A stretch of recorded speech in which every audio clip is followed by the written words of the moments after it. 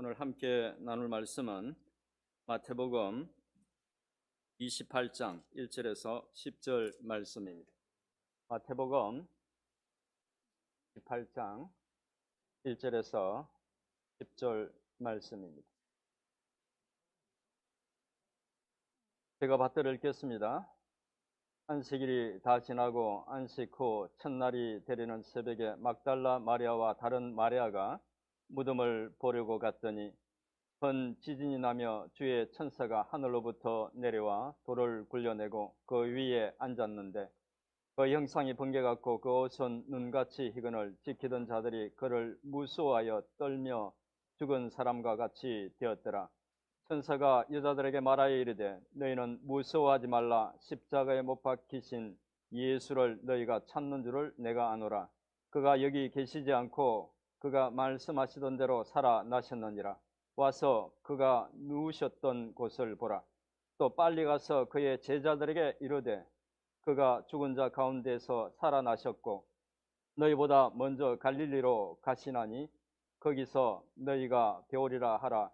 보라, 내가 너희에게 일렀느니라 하거늘 그 여자들이 무서움과 큰 기쁨으로 빨리 무덤을 떠나 제자들에게 알리려고 다름질할새 예수께서 그들을 만나 이르시되 평안하냐 하시거늘 여자들이 나아가 그 발을 붙잡고 경배하니 같이 읽겠습니다.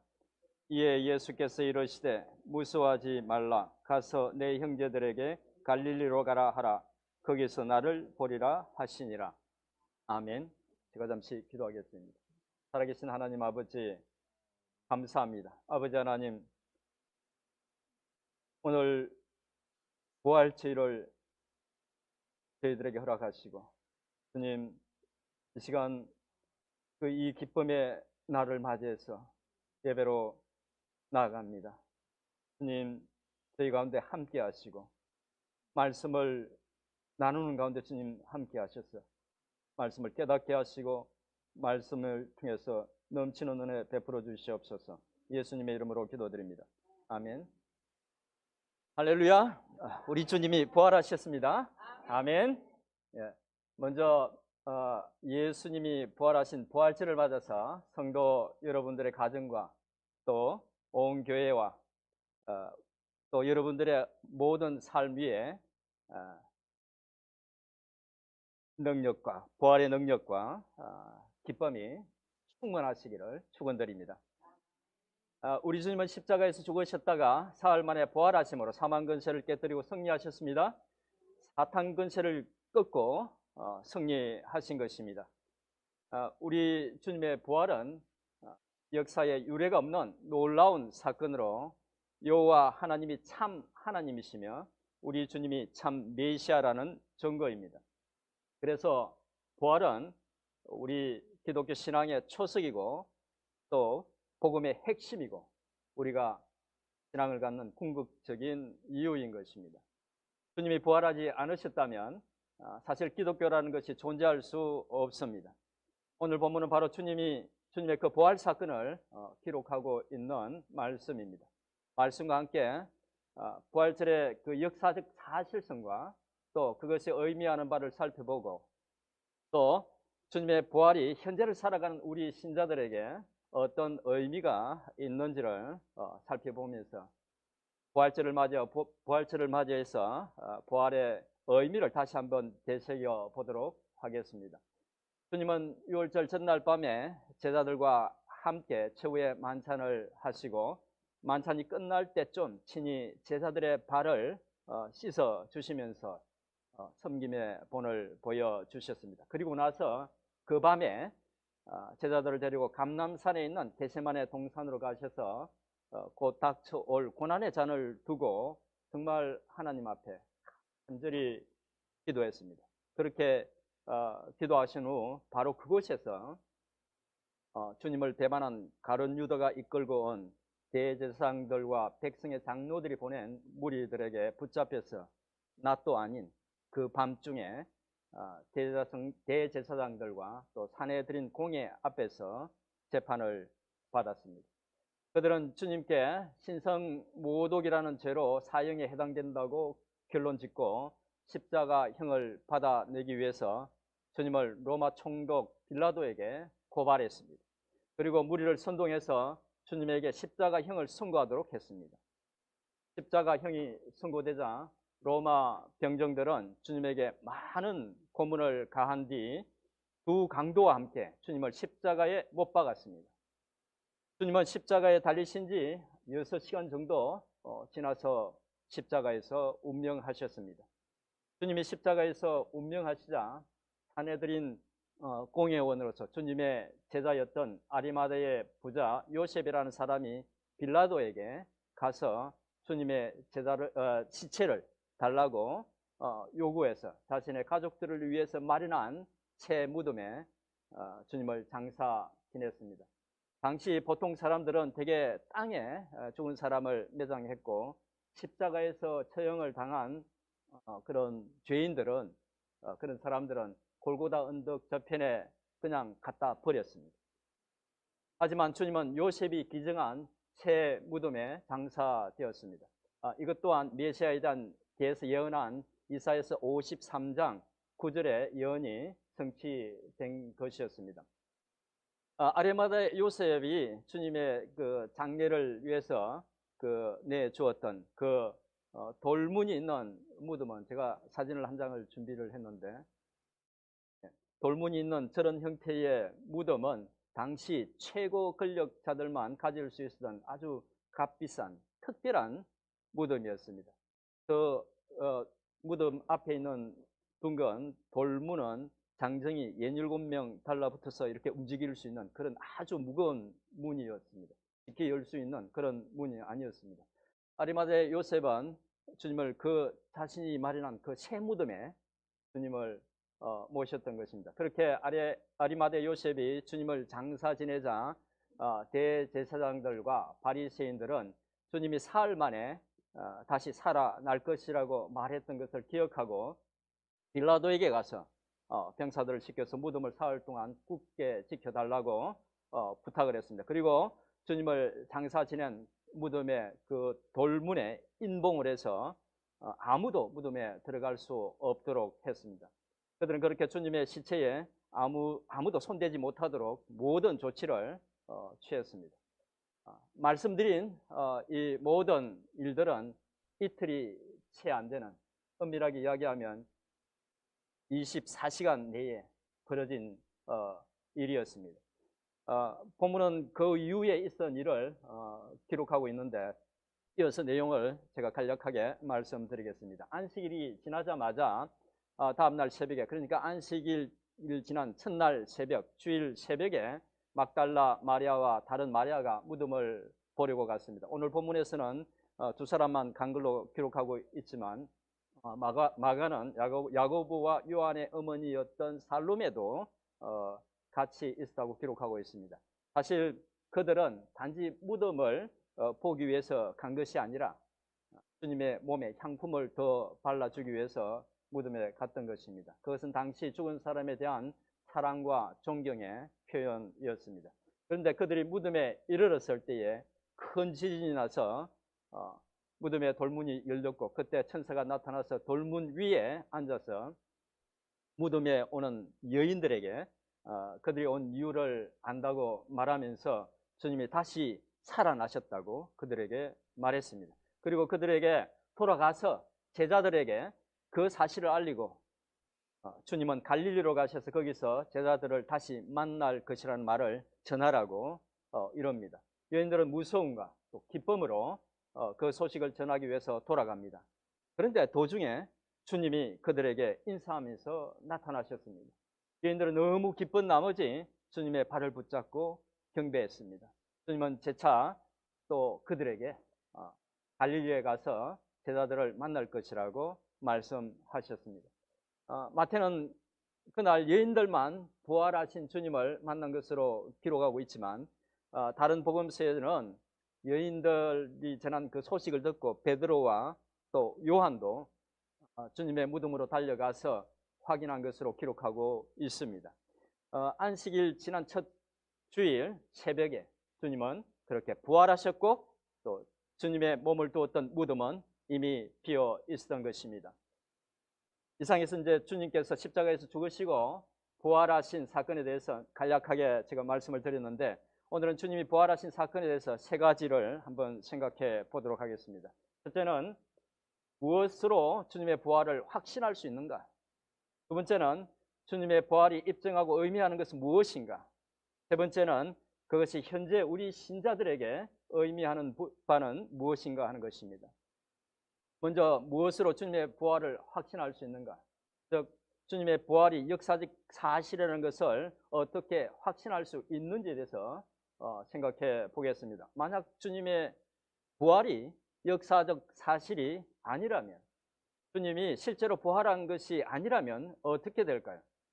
사도 바울은 고린도 성도들에게 예수 그리스도의 부활에 대해서 말하면서 고린도전서 15장 12절부터 19절에서 이런 말을 합니다. 만약에 부활이라는 것이 없으면 그리스도가 다시 살아나지 못했을 것이고, 그리스도가 다시 살아나지 않았다면 복음을 전하는 것도 믿음도 헛것이고, 또 복음을 전하는 이들도 거짓 증인이 될 것이고, 왜 없는 것을 있다고 했으니까 결국 그리스도 안에서 잠자는 자도 망하게 될 것이라고. 왜냐하면 부활할 것을 믿고 죽었는데 그것이 없다면 망하는 자가 되겠죠. 망하는 자가 될 것이라고 말합니다. 또 부활이 없고 신자들이 바라는 것이 다만 이 세상의 삶뿐이라면 신자들은 모든 사람 가운데 가장 불쌍한 자가 될 것이라고 말합니다. 정말 그렇죠. 부활이 없다면 바울의 말처럼 주님을 믿어야 할 이유도, 고난 중에 인내해야 할 이유도, 사람들을 섬기면서 사랑하며 살아야 할 이유도 없습니다. 희생해야 할 이유가 없는 것입니다. 하지만 사도 바울은 그 말을 한 후에 고린도전서 15장 20절에서 이렇게 선언합니다. 그러나 이제 그리스도께서 죽은 자 가운데서 다시 살아나사 잠자는 자들의 첫 열매가 되셨도다. 아멘. 주님의 부활이 너무나 명백한 사실이라는 것입니다. 그리고 주님의 그 부활의 첫 열매가 되셨기 때문에 믿는 우리는 부활의 다음 열매가 될 수 있다는 것입니다. 그렇다면 주님의 부활을 역사적 사실로 믿을 수 있는 근거는 무엇일까요? 복음서에 기록된 부활에 대한 기록 외에 주님의 부활을 확신하게 하는 것은 무엇일까요?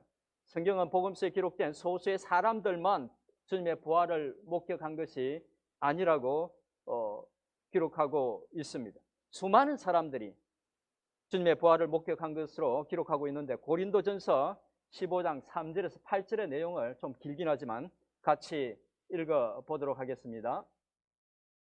시작. 너희에게 전하였노니 이는 성경대로 그리스도께서 우리 죄를 위하여 죽으시고 장사 지낸 바 되셨다가 성경대로 사흘 만에 다시 살아나사 게바에게 보이시고 후에 12 제자에게와 후에 500여 형제에게 일시에 보이셨나니 그 중에 지금까지 대다수는 살아있고 어떤 이들은 잠들었으며 그 후에 야고보에게 보이셨으며 그 후에 모든 사도에게와 맨 나중에 만삭되지 못하여 난 자 같은 너에게도 보이셨느니라. 아멘. 사도 바울의 증언을 보면 부활하신 주님은 12 사도뿐만 아니라 500여 형제에게 일시에 보이셨다고, 나타나셨다고 기록하고 있습니다. 그리고 사도 바울이 고린도전서를 쓸 당시 그들 중 대부분은 살아있고 자신도 부활하신 주님을 만난 한 사람이라고 증언했습니다. 우리는 바울의 이 말에서 주님의 부활을 확신할 수 있는 세 가지 증거를 생각할 수 있습니다. 첫째는 소수의 사람들이라면 모를까, 그렇게 많은 사람들을 주님의 부활을 목격하지도 않았는데 목격한 증인으로 만들 수 없다는 것입니다. 사실 이것은 상식적으로 불가능합니다. 그렇게 많은 사람들을 모아서 보지 않은 것을 본 것으로 하자고 의견을 모을 수도 없고, 설령 그렇게 했다 하더라도 그것은 금방 거짓으로 드러날 것입니다.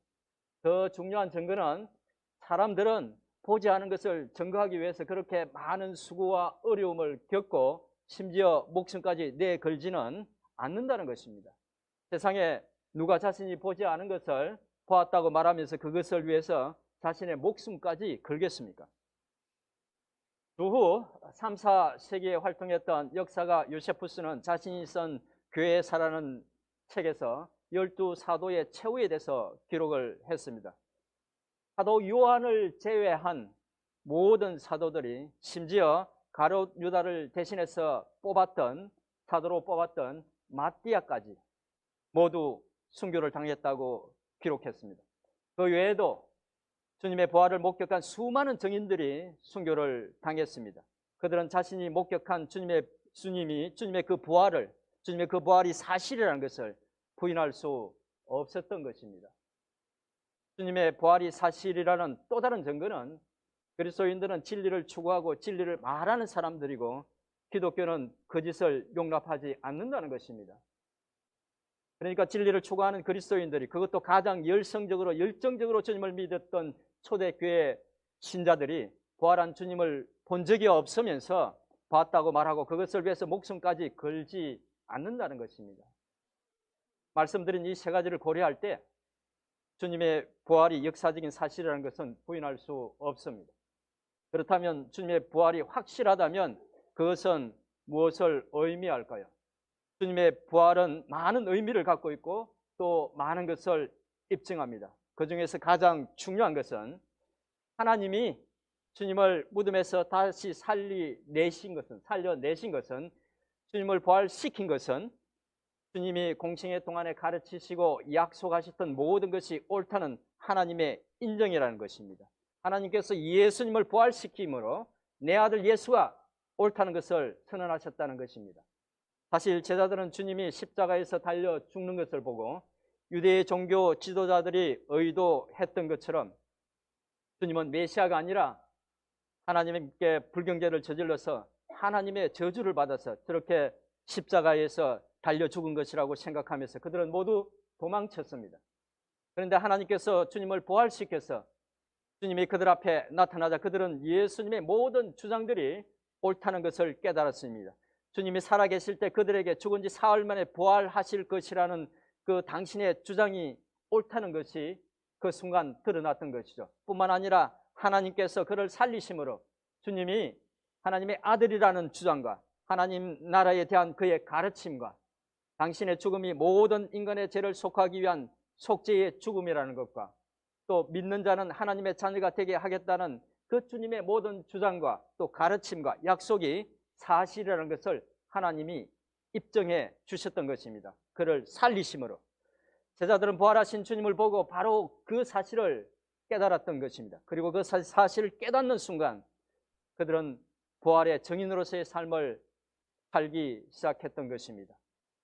주님의 부활이 입증하는 또 다른 중요한 사실은 오직 여호와 하나님만이 진정한 참 신이라는 것입니다. 예수님은 공생의 기간 동안에 오직 여호와 하나님만 마음을 다하고 뜻을 다하고 목숨을 다하여 섬겨야 한다는 것과 또 그 하나님이 세상을 사랑하신다는 사실을 반복해서 증거했습니다. 하나님은 그렇게 증거한 예수를 죽은 자 가운데서 다시 일으켜 세우셨습니다. 이것은 곧 예수님의 말씀처럼 하나님만이 참 능력의 신이라는 증거입니다. 요즘 기독교 안에는 종교다원주의의 영향을 받아서 기독교 신앙을 유일한 구원에 이르는 신앙으로 보지 않고 다양한 여러 가지 종교들 가운데 하나로 보는 그런 신자들이 적지 않습니다. 기독교만이 유일한 종교가 아니라 모든 종교는 나름대로의 그런 어떤 길이 있고 나름대로의 그런 구원의 길이 있다고 보는 것이죠. 그래서 기독교 신앙을 가지지 않더라도 유교를 믿든 불교를 믿든 이슬람교를 믿든 잘만 믿으면 구원을 받을 수 있고 진리에 이를 수 있다고 주장하기도 합니다. 그렇게 받은 구원이 어떤 구원인지 또 그렇게 이르게 되는 진리가 어떤 진리인지는 모르지만 그 말은 곧 하나님이 유일한 참 신이라는 사실을 부정하는 것입니다. 꽤 그럴듯하게 들리는 말이지만 냉정하게 말하자면 하나님을 유일한 참 신임을 부정하는 그런 신앙은 성경이 말하는 기독교 신앙이 아닙니다. 짝퉁 기독교 신앙입니다. 예수를 무덤에서 살려내신 능력의 여호와 하나님만이 참 신인 것입니다. 그것을 증명하는 것이 인류의 전 역사 가운데 유일무이한 사건인 예수 그리스도의 부활이라는 것입니다. 세 번째로 주님의 부활이 입증하는 것은 주님이 약속하셨듯이 주의 이름을 믿는 자는 하나님 앞에서 의로운 자가 되었다는 것입니다. 사도 바울은 로마서 4장 25절에서 예수는 우리가 범죄한 것 때문에 내줌이 되고 또한 우리를 의롭다 하시기 위하여 살아나셨느니라고 말씀했습니다. 이 말씀은 예수님은 신자들의 죄를 씻어주기 위해서 죽으시고 또 하나님 앞에서 의로운 자로 세워주시기 위해서 부활하셨다는 것입니다. 하나님 앞에서 의로운 자가 된다는 것은 우리 신자들이 알아야 할 아주 중요한 개념입니다. 하나님 앞에서 의로운 자가 된다는 것은 단지 죄가 없는 자가 되거나 혹은 도덕적으로 의인이 된다는 것을 가리키는 것이 아니라 하나님과의 관계가 온전히 회복되었다는 의미입니다. 이것은 구약 성경에서 말하는 의와 불의에 대한 판단을 어떻게 하고 있는지를 보면 알 수 있습니다. 구약 시대에 이스라엘 백성들이 하나님께 범죄하고 악을 행해서 불의하게 되었을 때는 언제나 하나님과의 관계에 문제가 생겼습니다. 다시 말씀드리면 하나님 앞에서 범죄함으로 하나님과 관계에 문제가 생겼을 때에 하나님은 그들을 불의하다고 말씀하셨다는 것입니다. 그런 구약 성경의 의와 불의에 대한 개념을 배경으로 생각할 때에 불의함의 반대인 의로움은 죄의 용서를 받아서 더 이상 정죄할 죄가 없다는 의미도 되지만 좀 더 폭넓은 의미로 하나님과의 관계가 온전히 회복되었다는 것입니다. 주님의 부활이 우리를 의롭게 해서 그 관계를 회복시킨 것입니다. 그리고 하나님과의 올바른 관계가 되었다는 것은 신자들은 하나님의 자녀로서 지속적으로 거룩한 삶을 살아야 할 의무와 또 동기도 생겼다는 것입니다. 넷째로 주님의 부활이 의미하는 것은 최후의 심판 후 주님을 믿는 우리도 부활하신 주님처럼 영과 육의 온전한 부활을 하게 될 것이라는 것입니다. 적지 않은 신자들이 미래에 있을 그런 부활과 영생을 단지 영의 부활과 영생으로 생각하는데 그렇지 않습니다. 주님의 부활은 단지 영의 부활이 아니라 영과 육의 부활이었습니다. 그 말은 곧 신자들이 부활할 때도 주님처럼 영과 육을 가지고 부활하게 된다는 것입니다. 그것을 확신할 수 있는 이유는 주님이 바로 온전한 영과 육으로 부활하셔서 부활의 첫 열매가 되셨기 때문입니다. 첫 열매가 되었다는 것은 첫 열매가 그렇다는 것은 다음 열매도 역시 그럴 것이라는 것이죠. 그런데 그때 갖게 되는 육체는 지금의 육체와는 전혀 다른 신비로운 육체가 될 것입니다. 부활하신 주님의 모습에서 그것을 엿볼 수 있는데 주님은 여러 차례 제자들이 모여있던 곳에 호련히 나타나서 제자들과 함께 지내면서 대화도 하시고 음식도 드셨습니다. 지금으로서는 설명할 수 없는 신비로운 몸을 가지셨던 것입니다. 부활의 첫 열매로서 주님이 가지셨던 그 신비로운 몸을 주님 다음에 부활의 열매인 믿는 우리도 장차 갖게 되리라는 것입니다. 그렇다면 주님의 부활이 지금 신앙생활을 하고 있는 우리 신자들에게 의미하는 바는 무엇일까요? 수많은 의미가 있겠지만 가장 중요한 것은 믿는 우리에게는 이미 부활과 영생이 보장되었다는 것입니다. 주님은 요한복음 11장 25절 26절에서 이렇게 말씀하셨습니다. 나는 부활이요 생명이니 나를 믿는 자는 죽어도 살겠고 무릇 살아서 나를 믿는 자는 영원히 죽지 아니하리니. 이 말씀은 신자는 믿는 순간부터 주님과 함께 하는 삶이 영원한 삶이 이미 시작되었다는 것입니다. 다르게 말씀드리면 신자는 믿는 순간부터 부활의 능력을 덧입게 되었다는 것입니다. 그래서 믿는 자는 죽어도 살고 살아서 믿는 자는 영원히 죽지 않게 되는 것입니다. 우리는 이 약속을 늘 붙들고 살아야 합니다. 부활의 능력과 기쁨을 누리면서 살아야 한다는 것입니다. 삶이 좀 꼬여도 육신의 질구가 있어도 괴로운 일이 있어도 원하는 대로 일이 잘 안 돼도 심지어 죽음이 닥쳐온다 할지라도 죽어도 사는 영원히 죽지 않는 주님의 은혜와 능력이 이미 우리에게 있다는 사실을 기억하고 그것을 누리며 살아야 한다는 것입니다. 그런 부활신앙을 갖고 담대하게 살아가는 우리 모두가 될 수 있기를 축원드립니다. 이제 말씀을 정리하겠습니다. 오늘은 부활절을 맞아 부활에 관한 말씀과 함께 주님의 부활이 분명한 역사적인 사실이라는 것은 많은 사람들이 증언하고 있을 뿐만 아니라 합리적으로 추론할 수 있는 실제적인 사실이라는 것을 살펴보았습니다. 그리고 주님의 부활이 입증하고 보장하는 것들과 그 사실이 믿음 생활을 하고 있는 지금의 우리에게 어떤 의미가 있는지도 살펴봤습니다. 부활절을 맞으면서 우리가 다시 한번 기억해야 하는 것은 우리 주님은 십자가에서 죽으심으로 우리의 모든 죄값을 치르시고 부활의 첫 열매가 되셔서 우리를 하나님 앞에서 의로운 자로 서게 하시고 부활의 산 소망을 주셨다는 것입니다. 우리는 이 사실을 1년에 한 번 부활절에만 생각할 것이 아니라 매일의 삶 속에서 기억하고 감사해야 할 것입니다. 무엇보다 주님께서 당신의 생명을 바쳐서 우리에게 선물로 준 부활의 은혜와 능력을 삶 가운데서 누리면서 살아야 할 것입니다. 그렇게 살아서 주님께 영광을 돌리는 저와 여러분들의 삶이 되기를 주님의 이름으로 축원드립니다. 이 시간 유튜브 비디오 클립을 하나 준비했습니다. 제 아내가 유튜브에서 부활절 영상을 하나 찾았는데 내용이 너무 좋아서 함께 나누고자 합니다. 같이 보겠습니다.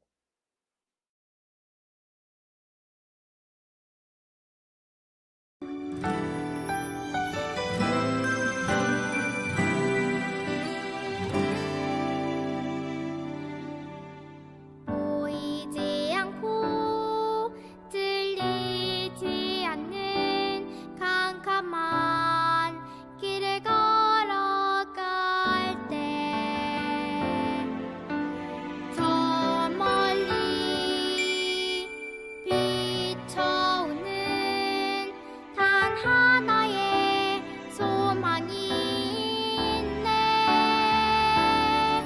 오직 십자가, 오직 십자가, 십자가 그 능력에 살고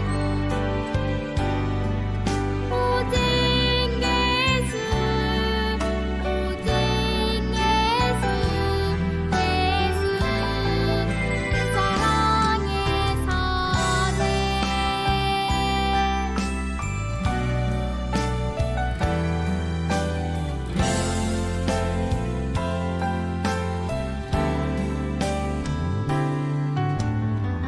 보이지 않고 들리지 않는 캄캄한 길을 걸어갈 때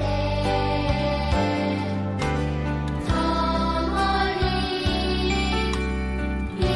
비춰오는 단 하나의 소망이 있네.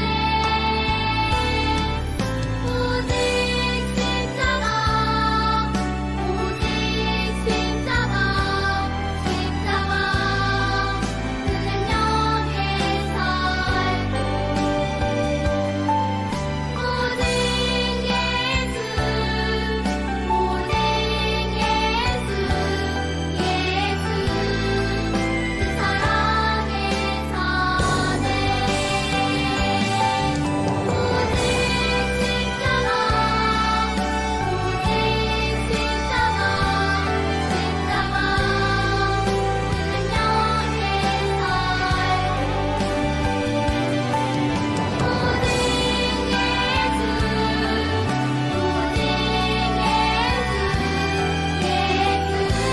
살고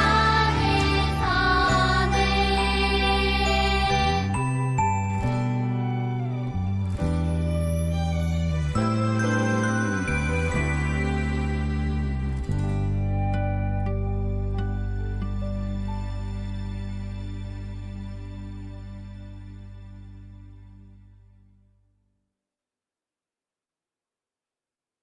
그 기도하겠습니다. 살아계신 능력의 주님, 사탄의 권세를 꺾고 죽음의 권세를 꺾고 부활하심으로 부활의 소망을 저에게 주셔서 감사합니다.